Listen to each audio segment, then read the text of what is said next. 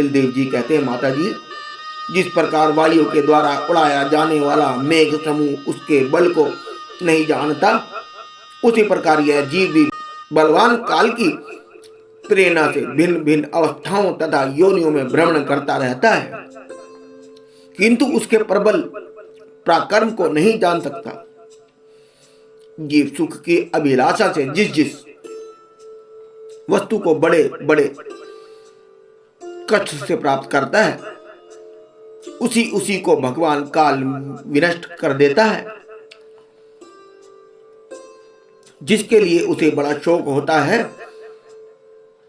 इसका कारण यही है कि यह मंदमती जीव अपने इस नाशवान शरीर तथा उसके संबंधियों के घर, खेत और धन आदि को मोहवश नित्य मान लेता है। इस संसार में यह जीव जिस जिस योनि में जन्म लेता है, उसी उसी में आनंद मानने लगता है और उससे विरक्त नहीं होता। यह भगवान की माया से ऐसा मोहित हो रहा है कि कर्मवश नार की योनि में जन्म लेने पर भी वहां के विष्ठा आदि भोगों में ही सुख मानने के कारण उसे भी छोड़ना नहीं चाहता। यह मूर्ख अपने शरीर, स्त्री, पुत्र, गृह, पशु, धन और बंधु बांधवों में अत्यंत आसक्त होकर उनके संबंध में नाना प्रकार के मनोरथ करता हुआ अपने को बड़ा भाग्यशाली समझता है। इनके पालन पोषण की चिंता से इसके संपूर्ण अंग जलते रहते हैं। तथापि दुर्वासनाओं से दूषित हृदय होने के कारण यह मूढ़ निरंतर इन्हें के लिए तरह तरह के पाप करता रहता है।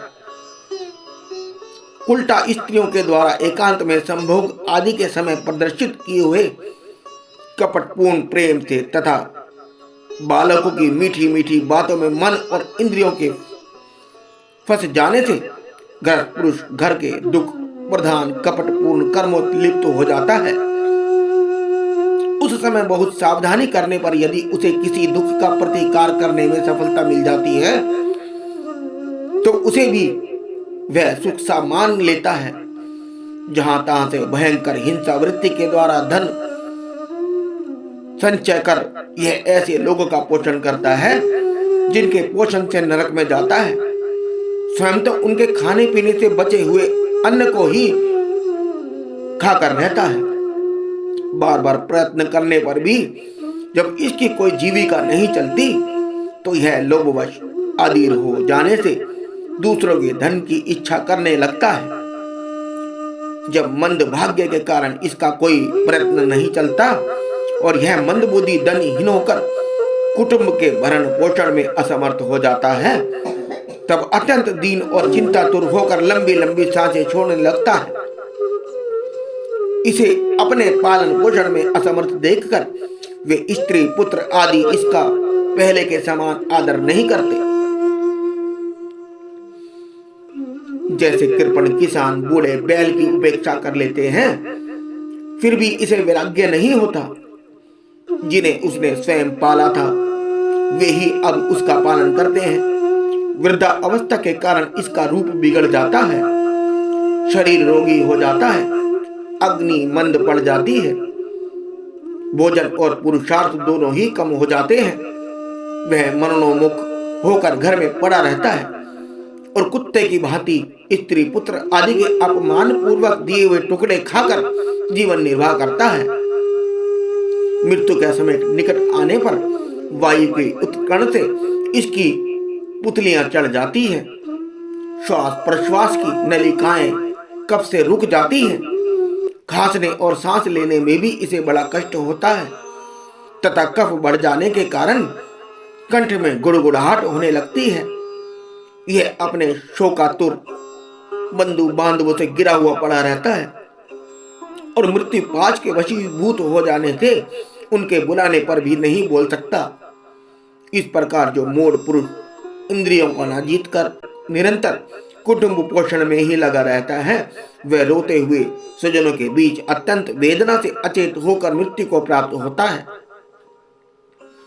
इस अवसर पर उसे लेने के लिए अति भयंकर और रोषयुक्त नेत्र वाले जो दो यमदूत आते हैं, उन्हें देखकर वह भय के कारण मलमूत्र त्याग कर देता है। वे यमदूत उसे यातना देह में डाल देते हैं और फिर जिस प्रकार सिपाही किसी अपराधी को ले जाते हैं, उसी प्रकार उसके गले में रस्सी बांधकर बलात्कार से यमलोक की लंबी यात्रा में उसे ले जाते हैं। उनकी घुड़कियों से उसका हृदय फटने और शरीर कांपने लगता है। मार्ग में उसे कुत्ते नोचते हैं। उस समय अपने पापों को याद करके वह व्याकुल हो उठता है। भूख प्यास उसे बेचैन कर देती है तथा धाम दामनल और लुओं से वह तप जाता है। ऐसी अवस्था में जल और विश्राम स्थान से रहित उस तत्व लुकामय मार्ग में जब उसे एक पग आगे बढ़ने की भी शक्ति नहीं रहती, यमदूत उसकी पीठ पर कोड़े बरसाते हैं। तब बड़े कष्ट से उसे चलना ही पड़ता है। वह जहां तहां थक कर गिर जाता है, मूर्छा आ जाती है, चेतना आने पर फिर उठता है।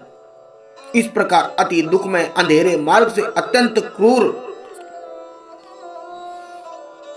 यमदूत उसे शीघ्रता से यमपुरी को ले जाते हैं। यमलोक का मार्ग 99,000 योजन है। इतने लंबे मार्ग को 2 ही 3 मुहूर्त में तय करके वह नरक में तरह तरह की यातनाएं भोगता है। वहां उसके शरीर को धधकती लकड़ियों के आदि के बीच में डालकर जलाया जाता है। कहीं स्वयं और दूसरों के द्वारा काट काट कर उसे अपना ही मांस खिलाया जाता है। यमपुरी के कुत्तों अथवा गिद्धों द्वारा जीते जी उसकी आंतें खींची जाती हैं। सांप, बिच्छू और डांस आदि डसने वाले तथा डंक मारने वाले जीवों से शरीर को पीड़ा पहुंचाई जाती है। शरीर को काटकर टुकड़े टुकड़े किए जाते हैं। उसे हाथियों से चिरवाया जाता है, पर्वत शिखरों से गिराया जाता है अथवा जल या गड्ढे में डालकर बंद कर दिया जाता है। वे सब यातनाएं तथा इसी प्रकार तामित्र, अंधतामित्र एवं चैरव आदि नरकों की और भी अनेक यातनाएं यंत्राएं स्त्री हो या पुरुष उस जीव को पारस्परिक संसर्ग से होने वाले पाप के कारण भोगनी ही पड़ती है।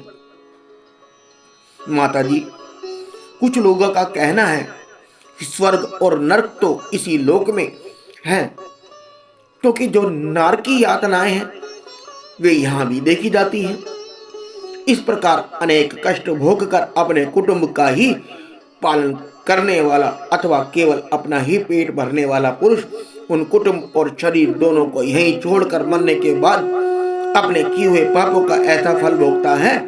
अपने इस शरीर को यहीं छोड़कर प्राणियों से द्रोह करके एकाग्र किए हुए पाप रूप पाथे को साथ लेकर वह अकेला ही नरक में जाता है।